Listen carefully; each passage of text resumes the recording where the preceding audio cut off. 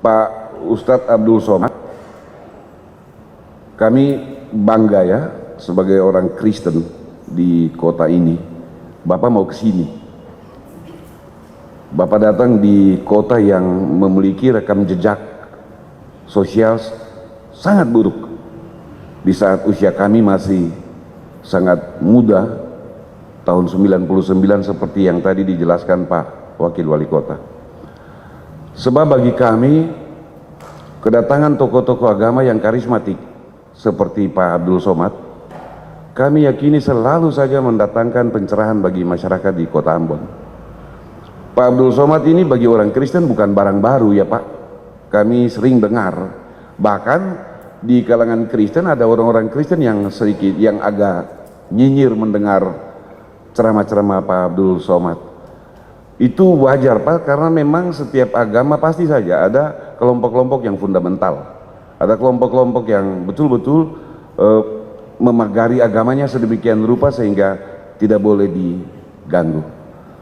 Waktu kami diundang hadir oleh Pak Wakil Wali Kota untuk membicarakan kedatangan Pak Abdul Somad, bagi kami itu sesuatu yang menguntungkan, sehingga kami berharap pelaksana Pak Rifki, kalau Pak Abdul Somad bikin ceramah atau dakwah, tolong disiarkan juga streaming, karena pasti orang-orang Kristen di Ambon ingin dengar. Ada kebaikan-kebaikan yang selalu muncul dalam ceramah-ceramah Pak Abdul Somad, dan kebaikan-kebaikan itu selalu bersifat universal, melintasi batas-batas kehidupan yang dipagari karena agama.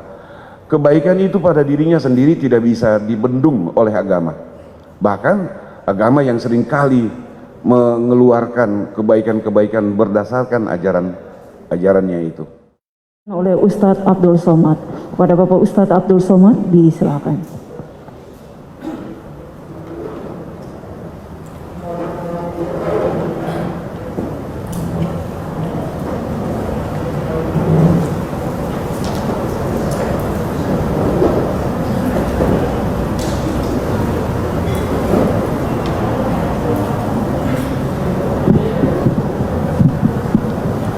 Bismillahirrahmanirrahim. Assalamualaikum warahmatullahi wabarakatuh. Assalam bahasa Arabnya keselamatan. Alaikum untuk kamu. Wa dan rahmatullah, rahmat Tuhan, rahmat Allah. Wa dan barakatuh, berkah-berkah dari Tuhan. Berkah artinya lebih dari yang semestinya. Semestinya bangunan itu tahannya menurut arsitek 100 tahun, tapi karena dijaga, dipelihara, direhab lebih dari semestinya, maka disebut dengan berkah. Kita selalu gaji, umur, ilmu, hidup ingin berkah. Makanya selalu orang mengatakan hidup ini yang kita cari berkahnya. Bahasa Arabnya salam. Orang Ibrani yang masih satu akar kata dengan bangsa Semit. Nabi Nuh punya anak 3 orang, satu namanya Sam, satu namanya Ham, satu namanya Yafes. Sam itu pecahannya adalah Arab dan Ibrani. Orang Arab menyebut salam, assalamualaikum, orang Ibrani menyebut shalom.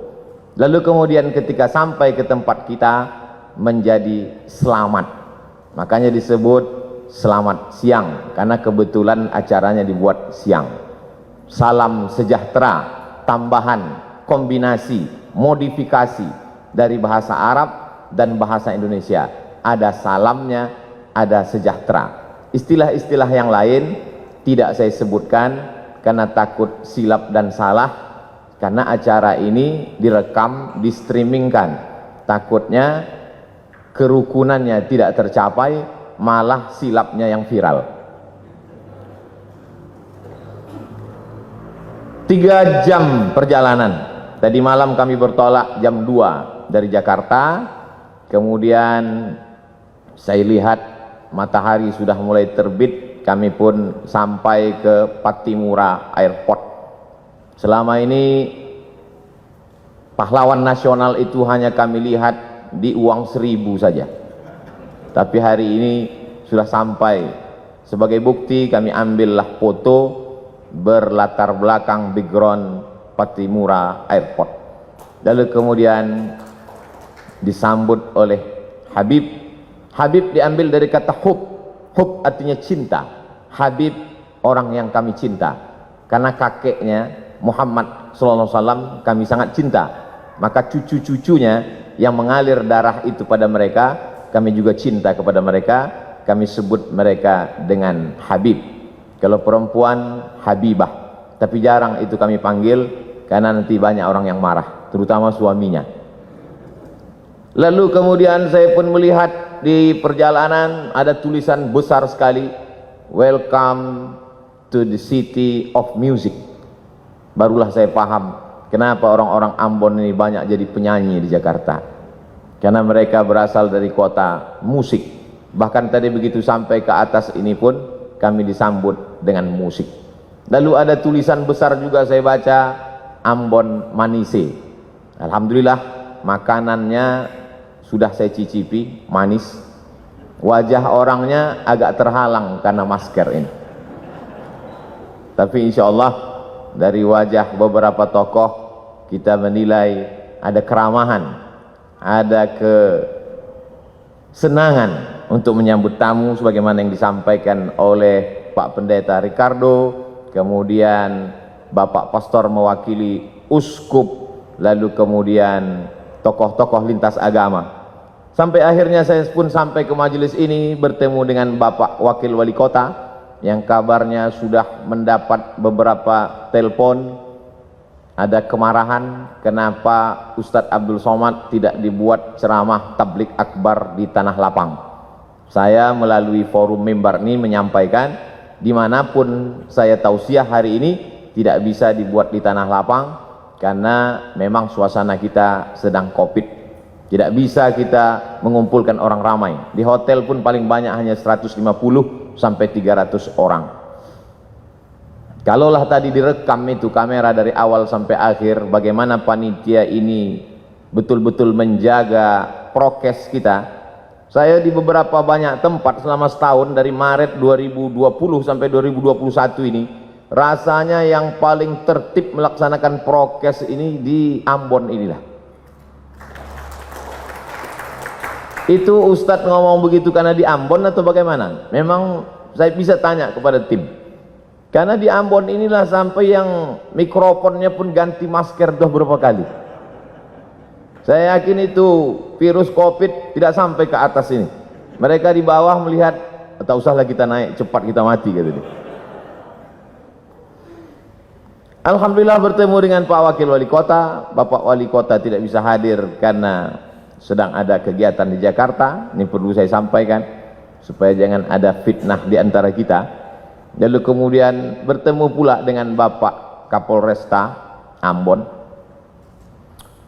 Saya pikir sudah 3 jam perjalanan naik pesawat itu akan bertemu orang jauh. Ternyata orang sekampung juga dari Sumatera Utara. Lalu kemudian sangat membahagiakan berjumpa dengan para alim ulama, Ketua Majelis Ulama Indonesia, Ketua Majelis Ulama Indonesia Provinsi Maluku dan Kota Ambon. Tokoh-tokoh, orang-orang tua yang tak dapat saya sebutkan satu persatu, insya Allah semuanya selalu mendapat keberkahan hidup. Saya ingin supaya kawan-kawan sahabat-sahabat yang dari portal berita maupun koran media cetak, tolong ditulis berita ini betul-betul bahwa Abdul Somad beramah tamah dengan tokoh lintas agama. Jangan besok keluar lomba ceramah lintas agama. Ada sebuah kampung di Pulau Sumatera, tepatnya di Provinsi Sumatera Utara. Kampung itu bernama Silau Laut, bisa ditulis di Google, Silau Laut. Dia disebut laut karena memang di tepi laut, cuman tidaklah seindah Laut Ambon. Lalu kemudian kampung itu dibuka pada tahun 1901, jadi umurnya 120 tahun. Yang membuka kampung itu kebetulan kakek dari ibu saya, namanya Syekh Abdurrahman. Ketika dia pulang dari Makkah belajar, dia dipanggil oleh Sultan Asahan, namanya Tengku Muhammad Adil, wahai tokoh agama Syekh Abdurrahman, aku beri engkau tanah di tepi laut itu, ambillah untuk bercocok tanam. Akhirnya kampung itu sekarang menjadi 3 kecamatan. Salahnya kakek kami itu dulu tidak mengurus tanah itu ke BPN. Kalau diurus saya udah kaya sekali sekarang. Lalu kemudian berdatanganlah para pendatang dari suku Jawa, kemudian Mandailing, dan sebagiannya saudara-saudara kita dari Batak Toba, yang umumnya mereka Kristen. Akhirnya sekarang kalau mau ke kampung itu melewati satu kampung yang dihuni oleh Kristen, nama kampungnya Barisan. Kami bertetangga cukup lama, sejak saya lahir 1977. Jarang saya menyebutkan tahun kelahiran saya karena banyak yang tak percaya, disangka mereka saya masih 23 tahun. Sejak kelahiran saya sampai sekarang 43 tahun tidak pernah ada konflik. Yang Muslim, Melayu, Jawa, Banjar, ada kampung Banjar, dan kemudian yang Kristen mayoritasnya dari suku Batak Toba. Kami bertetangga, bersahabat, berkawan. Masih ingat, terbayang di benak saya Pak Manurung, orang Batak Kristen yang datang ke kampung kami mengambil nira. Kami meminum nira, mereka merubah nira itu menjadi tuak, minum khas mereka. Lalu kemudian kalau orang kami memanen padi, padi itu dibawa ke kilang padi. Kilang padi itu biasanya ada di tempat suku Batak Kristen. Begitulah interaksi sosial kami. Karena memang diajarkan, wala ana abidum ma'abattum, aku tak menyembah Tuhan yang kau sembah, wala antum abiduna ma'abud, kamu pun tidak menyembah yang kami sembah, lakum dinukum waliyadin. Agamamu untukmu, agamaku untukku. Adapun untuk kemanusiaan sosial, maka kita hidup bertetangga bersama. Saya hanya sampai kelas 2 SD saja di kampung itu. Setelah itu saya pun pindah ke ibu kota kabupaten. Di sana saya masuk SD. Di SD itu ada 2 orang yang berbeda wajahnya dengan kami, kulitnya putih. Dulu kami menyebutnya Cina, sekarang tak boleh sebut Cina, Tionghoa. Satu laki-laki, satu perempuan, agamanya Buddha dan Konghucu. Kami berteman, bersahabat, satu kelompok. Waktu itu kita di kelas tidak berbaris, tapi berkelompok. Nama belajar masa itu CBSA, cara belajar siswa aktif. Yang tahu berarti sudah tua. Kami datang berkelompok, kadang-kadang dia ke rumah kami, kadang-kadang kami ke rumah dia. Lalu kemudian beberapa tahun yang lalu saya buat reuni pertemuan SD. Jumpa lagi teman saya yang Tionghoa itu namanya Akyong. Saya lihat Akyong pakai peci. Saya berbisik ke kawan saya, itu si Akyong masuk Islam? Tidak. Kenapa dia pakai peci? Untuk menghormati kau. Begitulah kami bersahabat. Tamat SD tahun 1990, saya pindah ke Medan. Di Medan, kota Medan mengajarkan saya bagaimana kami di Medan hidup berbagai macam suku dan agama. Di Medan ada satu kampung namanya Kampung Keling. Dulu menyebut Kampung Keling biasa, sekarang tak boleh lagi. Karena Keling itu identik dengan orang yang hitam selalu dipanggil Keling. Jadi kalau ada orang kulit hitam, keling kali kau, kata dia. Maka dirubahlah kampung itu sekarang namanya Kampung Madras, untuk mengambil nama salah satu kota di India. Kita tahu orang-orang saudara kita dari India datang ke Sumatera ketika masa penjajahan Belanda. Ada yang mengambil upah, mengambil karet, lalu kemudian memetik tembakau Delhi, tanah Delhi yang sangat subur. Ada yang Muslim.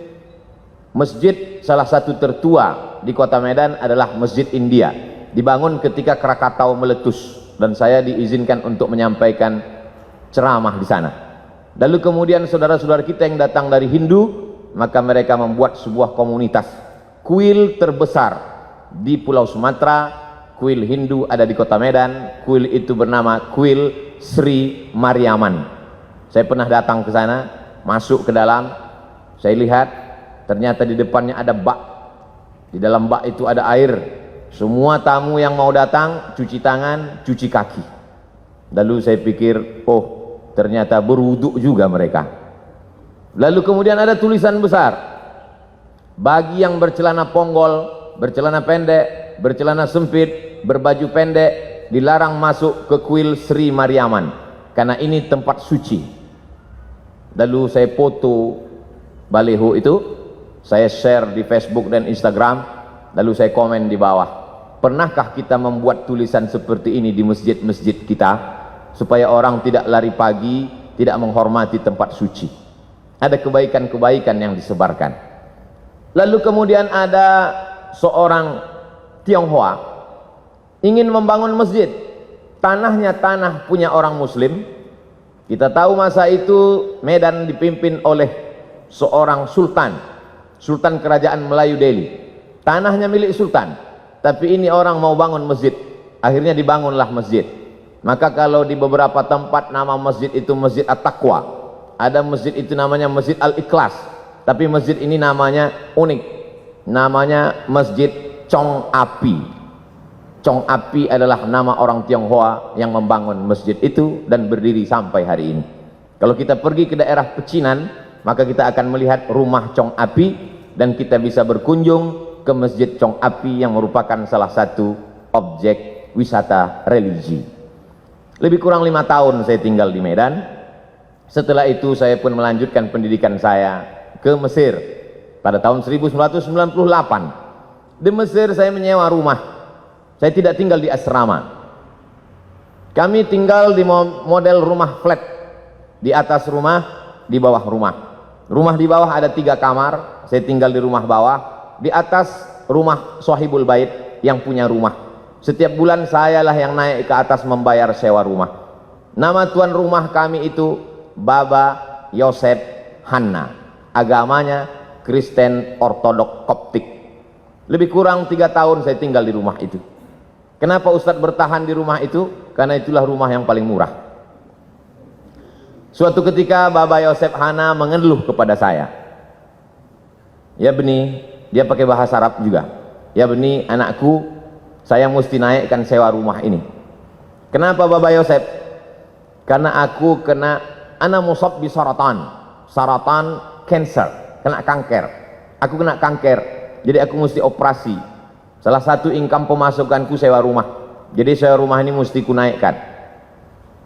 Lalu saya menjawab ke Baba Yosef, kalau Baba Yosef kena kanker, kami lebih parah lagi dari kanker. Kami kena krisis moneter, kanker juga, kantung kering. Jadi kalau Baba mau naikkan sewa rumah ini, kami akan pindah dari rumah ini. Saya lihat dia lama termenung, dia terdiam. Setelah itu dia mengatakan, tak jadi ku naikkan sewa rumah ini, tetaplah bertahan kalian di sini. Sampai akhirnya saya pulang tahun 2002, bulan November, adik-adik kelas saya tetap melanjutkan rumah itu. Sampai saya datang 2017, rumah itu masih tetap ada tegak berdiri, tapi adik-adik kelas saya sudah pindah semuanya, karena memang lokasi itu sudah direnovasi, sudah tidak layak lagi, rumah itu sudah menjadi rumah tua. Tapi kenangan itu tetaplah menjadi kenangan abadi dalam hati dan pikiran saya. Lalu kemudian pada tahun 2008 setelah belajar di Maroko, saya pun pulang. Saya menjadi ustadz, saya menjadi tokoh agama Islam. Tetangga-tetangga, sahabat-sahabat SD saya tetap menganggap saya sebagai Abdul Somad yang dulu. Sampai akhirnya datang suatu undangan ceramah. Saya simpan dalam screenshot. Sampai hari ini saya simpan. WA dari Pak Dedi di lapangan Kostrad. Dia tentara di Jakarta. Ustadz Abdul Somad, saya mau mengundang Anda ceramah di lapangan Kostrad. Waktu itu belum COVID lagi.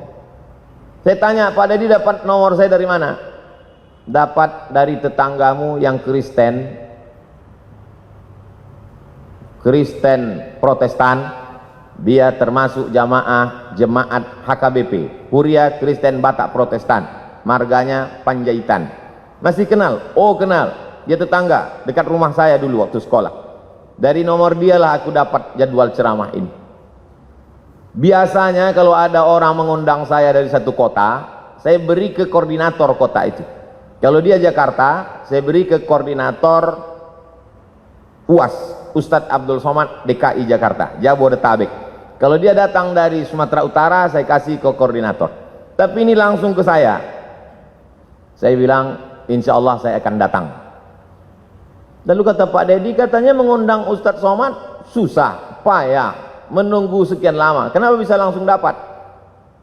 Kalau kalian mau cepat dapat, undanglah melalui tetanggaku yang Kristen itu. Sebulan yang lalu, tetangga saya, lain orang, dia kirim foto rumah mengaji, dindingnya belum disemen, atapnya tidak pakai dek, anak-anak belajar Quran di lantai. Adinda Abdul Somad, itu tempat mengaji itu adalah rumah si Joni, tepatnya di depan rumah si Hot Maharahap. Aku mohon kau dukunglah tempat mengaji ini. Padahal dia Kristen, dia ingin supaya tempat mengaji itu saya support. Akhirnya saya hubungilah tim Yayasan Tabung, Yayasan Wakaf Hajah Rohana. Setelah mak saya meninggal, saya buat program kemanusiaan untuk memberi makan fakir miskin, namanya Yayasan Wakaf Hajah Rohana. Saya minta supaya tim mensurvei tempat itu. Akhirnya tempat itu disurvei, berapa lantai yang perlu diperbaiki, berapa harga semen untuk menutup dinding, berapa tikar plastik dan meja, berapa lampu yang mesti diganti dan lain sebagainya. Akhirnya guru-guru mengaji mengucapkan terima kasih. Terima kasih Ustadz. Dari mana Ustadz dapat info dari kami? Dari tetanggaku yang dulu masa kecil sahabatku. Rupanya dia tak sampai hati kali melihat kalian mengaji di lantai. Akhirnya dia WA saya dan hari ini tetap terjalin. Saya bukan ingin membanding-bandingkan kampung saya dengan Ambon. Tentu tidak bisa mengimbangi yang 100 tahun menurut pakar internasional memperbaiki psikologis orang Ambon perlu 100 tahun, tapi di Ambon cukup hanya 10 tahun sudah selesai. Ini keberkahan. Jadi kedatangan saya kemari adalah untuk mengunjungi saudara-saudara saya sebangsa dan setanah air. Adapun ceramah saya di masjid, di kantor, semuanya direkam melalui kamera, dan kalau signal di hotel, di masjid itu kuat, memang biasanya di streamingkan. Pak Ricardo, Pak Pendeta Ricardo, Bapak Perwakilan Uskup, dari tokoh lintas agama Hindu, Parisada Hindu Dharma Indonesia, maka semua ceramah saya itu di streamingkan. Begitu juga dengan yang nanti malam insya Allah. Sampaikan kepada jemaat, sampaikan kepada umat bahwa ceramah Abdul Somad streaming bisa ditonton melalui channel Ustadz Abdul Somad Official. Jangan lupa subscribe, like, and share. Sekarang subscribernya 1.700.000. Viewernya sampai hari ini 91 juta orang sudah menonton video-video itu. Dan dari 91 juta itu saya yakin dan percaya ada jemaat Pak Pendeta, ada jemaat Uskup, ada jemaat Hindu Dharma, Parisada Hindu Dharma, ada jemaat saudara-saudara saya dari kalangan Buddha. Dari mana Ustaz tahu? Saya tahu itu karena setiap kali saya pergi ke mall, saya pergi ke rumah makan, dan ketika makan masker saya buka, mereka tahu itu saya, maka makan saya terganggu karena mereka minta foto. Lalu kemudian uang hasil dari penonton 91 juta itu, hasilnya ditransfer ke nomor admin, dibelikan ke beras untuk program kemanusiaan. Setiap bulan kami membagi beras untuk saudara-saudara kita yang kurang beruntung dalam hal rezeki, tapi mungkin mereka beruntung dalam kebahagiaan hati. Kita ingin berbagi sesuatu supaya mereka juga berbagi doa kepada kita. Saya kira itu saja yang dapat saya sampaikan. Saya tidak ceramah, saya tidak tausiah, saya hanya ingin berbagi cerita tentang Abdul Somad yang ada di medsos dengan Abdul Somad yang asli dan nyata. Karena medsos ini rakyatnya tidak jelas, netizen. Kata orang, sekejam-kejamnya Ibu Tiri, lebih kejam lagi netizen. Banyak ketika kita bertemu dengan orang di medsos berbeda dengan ketika ketemu dalam kenyataan. Dan itu fakta. Ketika jamaah bertanya, bercerita ke saya sudah lama melihat Ustadz di YouTube, di televisi, baru ini berjumpa, ternyata lebih muda dari aslinya. Bertemu itu penting. Pernah kamu kenal si Anu? Pernah. Pernah berjumpa dengan dia? Belum. Berarti kamu belum kenal. Pernah kamu kenal dengan si Anu? Pernah. Pernah kamu duduk makan bersama dengan dia? Belum. Berarti kamu belum kenal. Hari ini kita bertemu, hari ini kita bersama, tinggal lagi makan. Ini semakin lama kata sambutan ini, maka semakin banyak dosa saya karena menahan nafsu makan. Saya ucapkan banyak terima kasih. Banyak kata-kata tidak berkenan di hati, menyinggung perasaan. Saya Abdul Somad, warga negara Indonesia, sama-sama manusia, sama-sama mencintai NKRI. Mohon maaf atas segala kesilapan. Terima kasih atas segala perhatian. Wassalamualaikum warahmatullahi wabarakatuh.